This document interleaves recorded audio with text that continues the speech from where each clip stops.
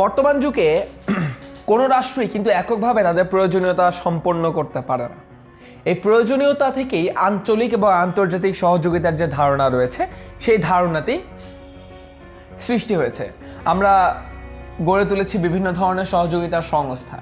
এর মধ্যে অন্যতম হচ্ছে জাতিসংঘ। এবং বিশ্ব শান্তি স্থাপনের লক্ষ্যে জাতিসংঘ গঠন করা হয়েছে। বিশ্বে প্রায় সকল রাষ্ট্র জাতিসংঘের সদস্য। যেমন বাংলাদেশ 1974 সালে জাতিসংঘের সদস্যপদ লাভ করে।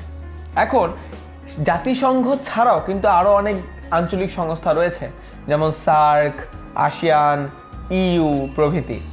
এসব সংস্থা কি করে নিজেদের আঞ্চলিক সহযোগিতা বজায় রাখে এবং রাষ্ট্রগুলোর বিভিন্ন স্বার্থ পূরণ করে থাকে, আমরা পরবর্তী ভিডিওগুলোতে সে সম্পর্কেই জানব। আধুনিক বিশ্বের রাষ্ট্রসমূহ কিন্তু সবাই একে অপরের উপর নির্ভরশীল। বিভিন্ন রাষ্ট্রের বিভিন্ন ধরনের সমস্যা হতে পারে এবং তাই এক এক রাষ্ট্র এক এক ধরনের সমস্যার সমাধান দিতে পারে এবং এককভাবে তাই কোনো রাষ্ট্রের পক্ষে রাষ্ট্র এবং জনগণের উন্নয়ন সম্ভব না। প্রতিবেশী রাষ্ট্রগুলো যদি পরস্পরকে সহযোগিতা করে তাহলে অনেক সমস্যার সমাধান হয়ে যায়। তাই একই অঞ্চলে অবস্থিত রাষ্ট্রগুলো পরস্পরকে সহযোগিতা করে। যেমন বাংলাদেশ এবং ভারত নিজেদের মধ্যে দ্বিপাক্ষিক যেই আঞ্চলিক সহযোগিতা রয়েছে তা করে থাকে। বাংলাদেশ জাপানের সাথে বিভিন্ন কাজে সহযোগিতা পেয়ে থাকে এবং সহযোগিতা করে থাকে।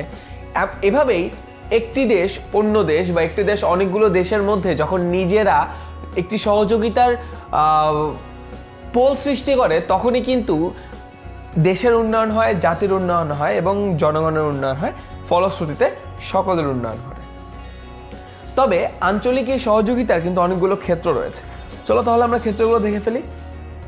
ক্ষেত্রগুলো কি কি? প্রথম ক্ষেত্র স্বাস্থ্য ও চিকিৎসা, দ্বিতীয় ক্ষেত্র তথ্য প্রযুক্তি, এছাড়া রয়েছে শিল্প বাণিজ্য, নিরাপত্তা, জ্বালানি, যোগাযোগ, মাদক ও চোরাচালান প্রতিরোধ, মানব সম্পদ উন্নয়ন। অর্থাৎ আঞ্চলিক সহযোগিতার ক্ষেত্রগুলোতে একটি দেশ আরেক দেশকে সহযোগিতা করতেই পারে। যেমন শিল্প বাণিজ্যতে জাপান আমাদের সহযোগিতা করছে, নিরাপত্তার ক্ষেত্রে জাপান আমাদের সহযোগিতা করছে, যোগাযোগের ক্ষেত্রে আমরা কিন্তু ভারতের সাথে অনেক মেট্রো রেল এবং অন্যান্য সব কিছু নিয়ে অনেক এগিয়ে যাচ্ছি। মানব সম্পদ উন্নয়নে আমরা অন্যান্য যে সকল দেশে আমাদের মানুষ পাঠাচ্ছি, শ্রমিক পাঠাচ্ছি, সেগুলো কিন্তু অনেক বেশি গুরুত্বপূর্ণ। আমাদের জ্বালানি উত্তোলনের জন্য যে সকল দেশ সাহায্য করে, সে সকল দেশের সাহায্যে কিন্তু আমরা জ্বালানিগুলো উত্তোলন করে পরে সেই জ্বালানিগুলো ব্যবহার করছি। অর্থাৎ বুঝতেই পারছো যে একটি দেশের অনেক ধরনের সহযোগিতার দরকার হলেও বিভিন্ন ধরনের রাষ্ট্র এগিয়ে আসে সেই সহযোগিতাগুলো করার জন্য। আরও অনেক ধরনের সহযোগিতা রয়েছে, যেমন ক্রীড়া, সংস্কৃতি, জলবায়ু পরিবেশ উন্নয়ন, কৃষি, পর্যটন।